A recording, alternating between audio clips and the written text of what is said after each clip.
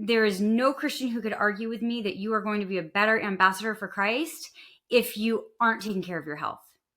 Like, you're just not.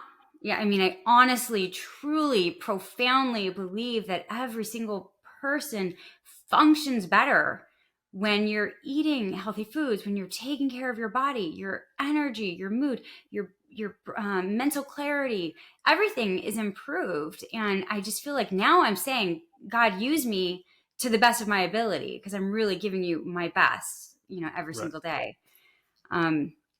Yeah, so that's how it started and kind of where we've come over the years. Yeah, I love that. And I think, it really speaks to, hey, if God woke you up today and put breath in your lungs and hope in your heart, anything less than giving that your best in return is really dishonoring of that gift. Hmm. Right? So if you've been given the gift of today, for you to be able to say, hey, let me just lay in my bed, hit the snooze button a couple times, roll out of bed, go to work, give it kind of half-hearted effort, come home, not actually Hmm. pour into the food you're putting in your body, the exercise, right? To use that breath in your lungs to kind of repay that gift is really dishonoring. Right. And, I feel like people don't necessarily consider that. We kind of take for granted all the other stuff we have going on in the course of our day, right? We wake up and we just instantly jump to that to-do list of laundry, get ready for school, do all the other things that we have on our Hmm. plate, and don't consider kind of pouring back into our own cup first. So for you, like, what is the switch that gets flipped? Because as you're saying this, I'm listening to a lot of parents or a lot of people who are saying, yeah, but I just don't have the time, or it's really inconvenient for me to be able to do that, I'll get to it later. Yeah. But would Right. you say that it's more important to really make it a priority to do first in the day, to kind of fill your own cup first so that you can do the rest of the other things you need to do? Yeah. All right, okay, I'd say number one, the argument like I don't have the time, and I'm like, no, the argument is you don't not have the time to do this because you are literally shortening your days, and before you know it, 10 years of your life are passed, and you cannot backtrack and fill in those 10 years with healthy habits that now suddenly are going to prevent that heart disease, that osteoporosis, that whatever that might. So I feel like you really don't have time to not do these things. And like, if we could flip our mindset on that a little bit, I'll kind of joke with moms and I'm like, it's like staying on top of laundry.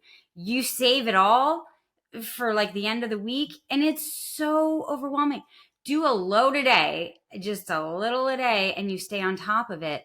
I do like to feel like giving God the first fruits of my day. And I 100% believe in beginning my day. And I recommend to members or clients beginning your day in the Word, in Bible study. I personally believe it's much more efficient to begin your day as well with exercise, with workout, because now nothing gets in the way of that. And generally speaking, I feel like when we work on the time management, well, it's so hard for me to get up earlier.